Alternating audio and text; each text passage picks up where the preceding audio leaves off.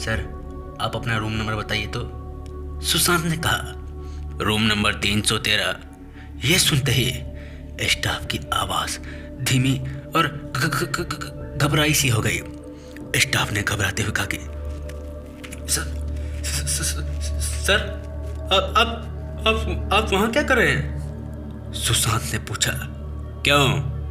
तो स्टाफ ने झट से चिल्लाते हुए कहा, सर, आप जल्दी जल्दी उस रूम से बाहर निकलिए और नीचे आ जाइए। सुशांत को कुछ समझ नहीं आया।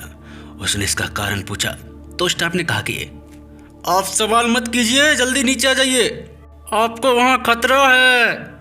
यह सुनते ही सुशांत ने फोन काटा और अपनी पत्नी को सामान के साथ वहां से निकलने को कहा। अभी वो निकल ही रहे थे तो उनके दरवाजे को कोई खटखटाने लगा। सुशांत ने एक बार पूछा कि कौन है? बाहर किसी की आवाज नहीं आई। सुशांत और उसकी पत्नी समझ गए थे कि ये भूत प्रेत का मामला है। वो दोनों बुरी तरह से डर गए थे। तभी उनके रूम की लाइट कट हो गई और वहां अंधेरा हो गया।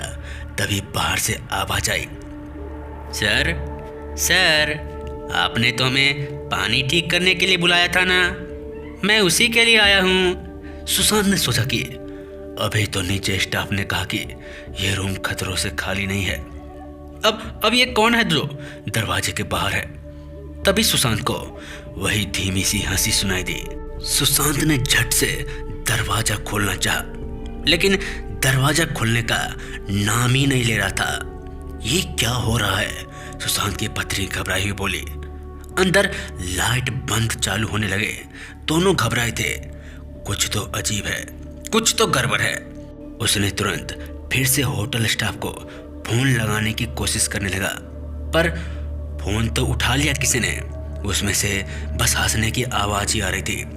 सुशांत को लगा कोई हमसे मजाक कर रहा है। थोड़ी देर बाद सब नॉर्मल हो गया। दरवाजा भी अपने आप खुल गया, लाइट ऑन हो गई। दोनों नीचे रिसेप्शन में पहुंचे तो वहां का माहौल एकदम नॉर्मल था, जैसे वहां कुछ हुआ ही नहीं हो। सुशांत ने उन्हें सारी बातें बता दी कि उनके साथ क्या क्या हुआ था। वह रूम चेंज करने की प्रार्थना करने लगा, पर सारे रूम फुल थे, एक भी कमरा खाली नहीं था। वहां के सभी लोग रूम नंबर 313 के लिए अनजान बने थे। स्टाफ में एक ने कहा, साहब, यहाँ हवा चलती रहती है, तो हो सकता है हवा के कारण दरवाज़ा लॉक हो गया हो और लाइटें आ जा रही हो।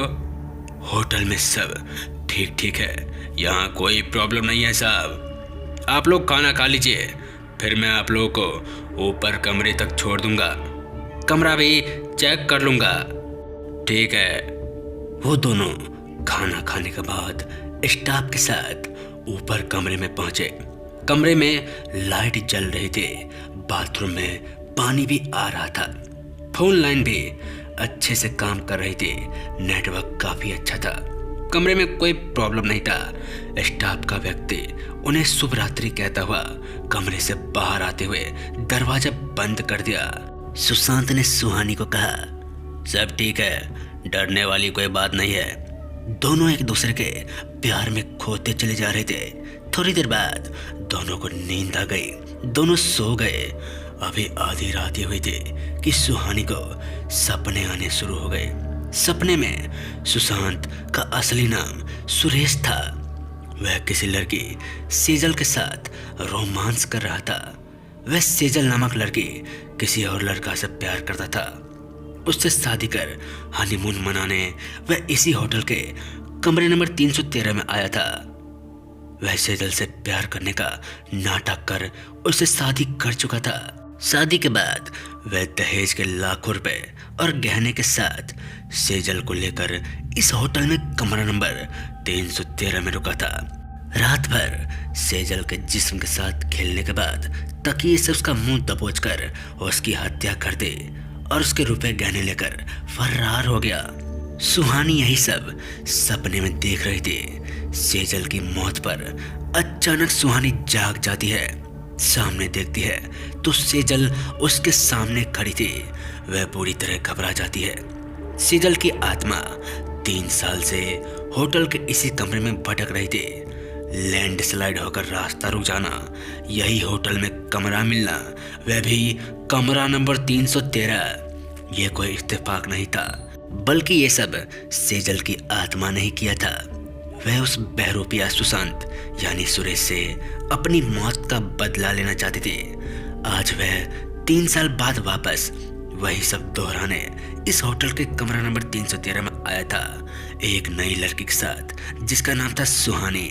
वह वही सब उसके साथ भी करना चाहता था। सेजल की आत्मा सुहानी को साफ साफ बता देना चाहती थी। वह सुहानी की मदद करना चाहती थी। वह चाहती थी कि जो जुल्म उसके साथ हुआ है वह सुहानी के साथ ना हो, इसलिए वह सुहानी को दिखाई देने लगी, उससे बातें करने की कोशिश करने लगी। पर सुहानी सेजल की आत्मा को देखकर इतनी डर गई कि उसके मुंह से चीख निकल पड़ी।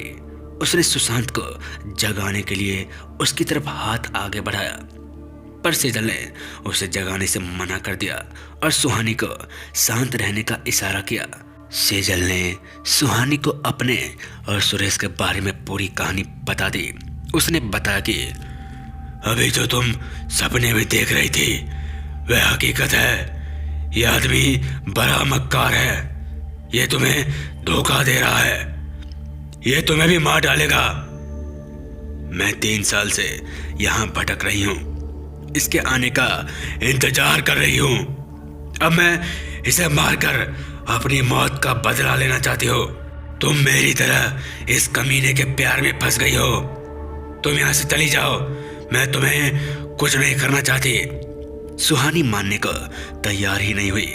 वह सुशांत को बहुत ही भला इंसान समझती थी।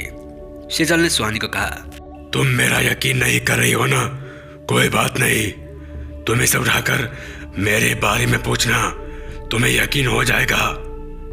सुहानी ने सुशांत को जगाया और उससे सेजल के बारे में पूछने लगी तो सुशांत का सर चकरा गया। वह चुपचाप रहा। वह डर गया कि सुहानी सेजल के बारे में कैसे जान गई। सुशांत दिखावा करने लगा जैसे वह किसी सेजल को नहीं जानता। वो सुहानी से कहता है, तुम क्या कर रही हो? मुझे नहीं पता। तुम अपने सपने को खामखा मुझसे जोड़ रही हो। वह सिर्फ सपना है, हकीकत नहीं। अब चुपचाप सो जाओ और मुझे भी सोने दो। सुशांत सोने की कोशिश करता है पर उसे नींद नहीं आ रही थी। वह मन ही मन सुहानी को भी मारने का प्लान बनाने लगता है। वह सुहानी के सोने का इंतजार करने लगता है पर अब सुहानी को भी नींद नहीं आ रही थी। वह सोच रही थी कि पता नहीं अभी मैंने क्या देखा, ये सब सच था या पता नहीं। वह सोचने लगी, मैंने जिससे बेइंतहा प्यार किया है वह मुझे धोखा दे रहा है। ये मैं किस जाल में फंस गई? क्या सेजल की आत्मा सही है? वो तो एक आत्मा है, आत्मा झूठ क्यों बोलेगी? जरूर कुछ गड़बड़ है। यही सब सवाल करके उसके मन घूम रहे थे। तभी सेजल की आत्मा उसके कान में कहती है, अगर हकीकत जानना है तो सोने का नाटक करो, हकीकत सामने आ जाएगी। वह धीरे से अपनी आंखें बंद कर लेती है और सोने का नाटक करने लगती है। सुशांत की आंखों से तो नींद उड़ गई थी। वह सुहानी के सोने का इंतजार ही कर रहा था। वह उसे मनाली के होटल में ले जाकर सेजल की तरह ही मारना चाहता था, लेकिन अब वह उसको मारने का पूरा प्लान कर लेता है। वह अपने बिस्तर से उठता है और अपनी तकिया को अपने हाथों से पकड़कर धीरे धीरे सुहानी की तरफ बढ़ाते जाता है। वह सुहानी के मुंह के पास पहुंचकर जैसा ही तकिया उसके मुंह की ओर ले जाता है, सुहानी बिस्तर पर दूसरी तरफ पलट जाती है और सुशांत को चिल्लाती है, ये तुम क्या कर रहे थे? तुम मुझे सेजल की तरह अपने रास्ते से हटाना चाहते थे? मैं तुम्हारी हकीकत जान गई हूँ, तुम सचमुच मक्कार हो। सुशांत अपनी हकीकत जानकर सुहानी को देख गुस्से से पागल हो जाता है। वह सुहानी को मारने के लिए उसकी तरफ झपटता है। सुहानी झट से उठकर दरवाजे की तरफ दौड़ती है। वह दरवाजे की कुंडी खोलने की कोशिश करती है पर तब तक सुशांत पीछे से आकर उसके बाल पकड़ लेता है। वह घूमकर सुशांत की छाती पर अपने हाथों से एक जोरदार धक्का देती है। सुशांत दूर जमीन पर गिर जाता है। सुहानी के बाल बिखर जाते हैं। वह अब सुहानी नहीं रहती, उसके अंदर सेजल की आत्मा चली जाती है। उसकी शक्ल भी पूरी तरह बदल जाती है। वह जोर जोर से हंसने लगती है। ये देख सुशांत बुरी तरह घबरा जाता है। उसे समझ नहीं आता कि ये क्या हो रहा है। सेजल बनी सुहानी धीरे धीरे सुशांत की तरफ बढ़ने लगती है। सुशांत झट से उठकर भागने की कोशिश करने लगता है। जल्दबाजी में वह बेड के कोने में टकराकर गिर पड़ता है। सेजल उसके पैर पकड़कर खींचने लगती है। वह दूसरे पैर से उस पर वार कर देता है और अपने पैर छुड़ाकर बाहर भागने में सफल हो जाता है। वह जैसे ही दरवाजे से बाहर जाता है, वह अपने आप को एक जंगल में भागते हुए पाता है। पीछे से सेजल उसके पीछे पीछे बढ़ती चली आ रही थी। सुशांत सोच में पड़ जाता है। ये क्या? मैं तो अभी होटल में था। ये जंगल में कैसे पहुंच गया? उसे कुछ भी समझ नहीं आ रहा था। वो कई जगह पत्थरों से टकराकर गिर पड़ता है, पर जान बचाने के लिए फिर से उठकर भागने लगता है। भाग भाग कर वह इतना थक गया था कि अब उसका पैर उसका साथ देना छोड़ देते हैं। पैरों में कोई जोर नहीं रहता, पैर लड़खड़ाने लगते हैं। फिर भी वह जान बचाने की कोशिश में भागने की कोशिश करता है और जोर से जमीन पर उल्टे मुंह गिर जाता है। सेजल की आत्मा उसके पास पहुंचती है और उसे कहती है, भाग और भाग। पर सुशांत भाग नहीं पाता।